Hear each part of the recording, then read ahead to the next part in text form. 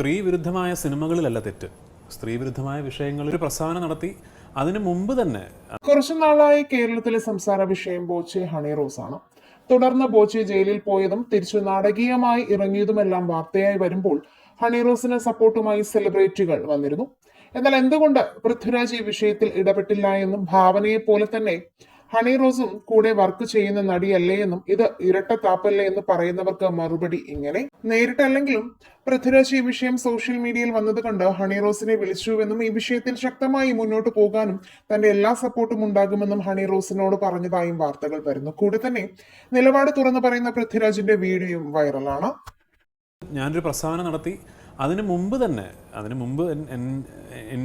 ഞാനിപ്പോൾ പറയുമ്പോൾ തന്നെ ഈ കേൾക്കുന്ന ആൾക്കാരിൽ അവരെ കൊണ്ടേ അവർക്ക് തിരിച്ചറിയാൻ പറ്റും. അതിനു മുമ്പ് തന്നെ എത്രയോ സിനിമകളിൽ ഞാൻ അത്തരം ഡയലോഗുകളും സീനുകളും പാട്ടിലെ അത്തരം വരികളും എല്ലാം ഞാൻ റിക്വസ്റ്റ് ചെയ്ത് മാറ്റിച്ചിട്ടുണ്ട്. ഞാൻ അങ്ങനെ ഒരു തീരുമാനം എടുത്തതുകൊണ്ട് ഇവിടെ ഒരു വലിയ മാറ്റം ഉണ്ടാകുമോ എന്നൊന്നും എനിക്കിപ്പോഴും അറിയില്ല.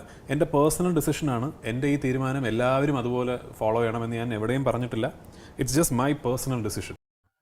ബോച്ചെ ഹണി റോസ് വിഷയത്തിൽ നിങ്ങളുടെ അഭിപ്രായങ്ങൾ മടിക്കാതെ കമന്റ് ചെയ്യുക. വീഡിയോ ലൈക്ക് ഷെയർ ചെയ്യാനും ചാനൽ സബ്സ്ക്രൈബ് ചെയ്തൊന്ന് സപ്പോർട്ട് ചെയ്യാനും മറക്കല്ലേ ഫ്രണ്ട്സ്.